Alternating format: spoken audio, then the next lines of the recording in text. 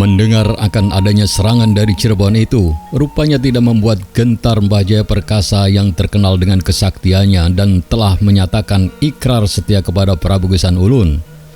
Di dalam perundingan memutuskan bahwa tentara Cirebon harus dihadang di perbatasan sebelum menyerang Sumedang Larang.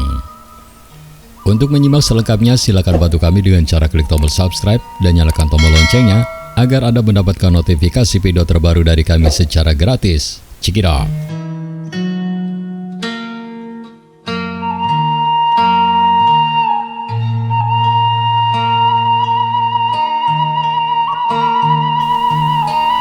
Sahabat serintil, Mbah Jaya Perkasa atau Sang Hyang Hawu merupakan pati dari kerajaan Sumedang Larang di masa kepemimpinan Raja Prabu Gesan Ulun. Mbah Jaya Perkasa merupakan salah seorang dari 4 utusan kerajaan Pajajaran Kandagalante yang menyerahkan mahkota Binokasi dan pusaka kerajaan Pajajaran kepada Prabu Gesan Ulun sebagai Nalendra, penerus kerajaan Sunda dan mewarisi daerah bekas wilayah Pajajaran. Karena kesaktiannya, Mbah Jaya Perkasa diangkat menjadi patih dan mengabdi di kerajaan Sumedang Larang bersama 3 utusan lainnya, yaitu Batara Dipati Wiradijaya atau Mbah Nangganan, Sang Hyang Kondang Hapa, dan Batara Pancarbuana atau Mbah Terong Peot. Singkat cerita, Prabu Gesan Ulun pergi ke Demak dengan tujuan untuk mendalami agama Islam dengan diiringi 4 pati setianya, Kandagalante. Kemudian seusai melaksanakan pesantren di Demak, sebelum pulang ke Sumedang Larang, Prabu Gesan Ulun mampir dulu ke Cirebon untuk bertemu dengan Panembahan Ratu penguasa Cirebon mengucapkan selamat atas pernikahannya. Maka beliau disambut dengan gembira karena mereka berdua berasal dari keturunan yang sama, yaitu Sunan Gunung Jati. Dengan sikap dan perilakunya yang sangat baik serta wajahnya yang rupawan, Prabu Gesan Ulun disenangi oleh penduduk di Cirebon. Permaisuri Panembahan Ratu yang bernama Ratu Harisbaya pun jatuh cinta, bahkan menurut sumber lain, cinta lama bersemi kembali kepada Prabu Gesan Ulun. Namun versi lain menyebutkan jika Ratu Harisbaya merupakan cinta pertamanya dari Prabu Gesan Ulun sebelum menjadi permaisuri di kerajaan Cirebon. Ketika dalam perjalanan pulang, tanpa sepengetahuannya, Ratu Harisbaya ikut dalam rombongannya. Dan karena Ratu Harisbaya mengancam akan bunuh diri, akhirnya dibawa pulang ke Sumedang Larang. Kesertaan Ratu Harisbaya menjadi pemicu gesekan antara kerajaan Cirebon dan Sumedang Larang, hingga akhirnya kerajaan Cirebon merencanakan akan menyerang kerajaan Sumedang Larang. Mendengar akan adanya serangan dari Cirebon itu, rupanya tidak membuat gentar Mbah Jaya Perkasa yang terkenal dengan kesaktiannya dan telah menyatakan ikrar setia kepada Prabu Gesan Ulun. Di dalam perundingan memutuskan bahwa tentara Cirebon harus dihadang di perbatasan sebelum memasuki Sumedang Larang.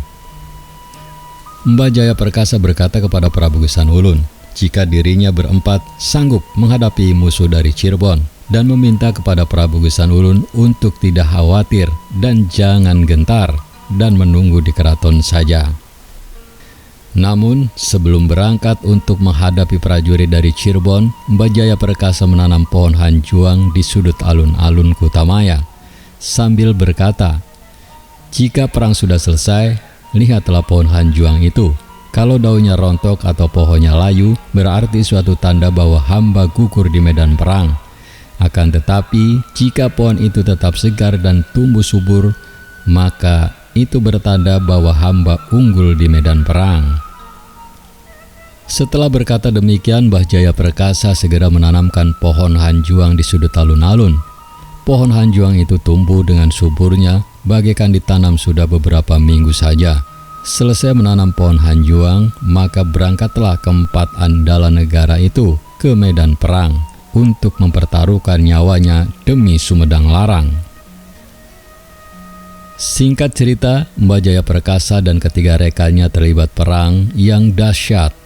Berkat kesaktian keempat pati itu, tentara Cirebon dapat dipukul mundur oleh mereka. Mbah Jaya Perkasa terus mengejar musuhnya yang lari kocar-kacir. hingga makin lama makin jauh dari ketiga temannya. Setelah sekian lamanya, Mbah Jaya Perkasa tidak muncul dan tidak kelihatan kembali, sedangkan ketiga temannya itu masih tetap menunggu. Karena tidak kunjung datang juga, ketiga temannya memutuskan untuk pulang ke Sumedang Larang untuk mengabarkan keadaan Mbah Jaya Perkasa kepada Prabu Gesan Ulun.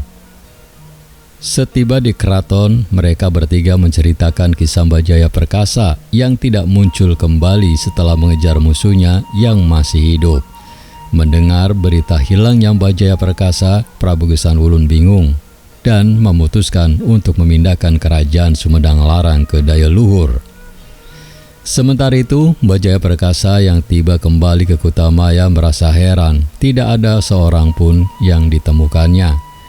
Waktu itu, Mbah Jaya Perkasa melihat pohon hanjuang yang ditanamnya dahulu. Ternyata pohon itu masih tumbuh subur, daunnya lebat.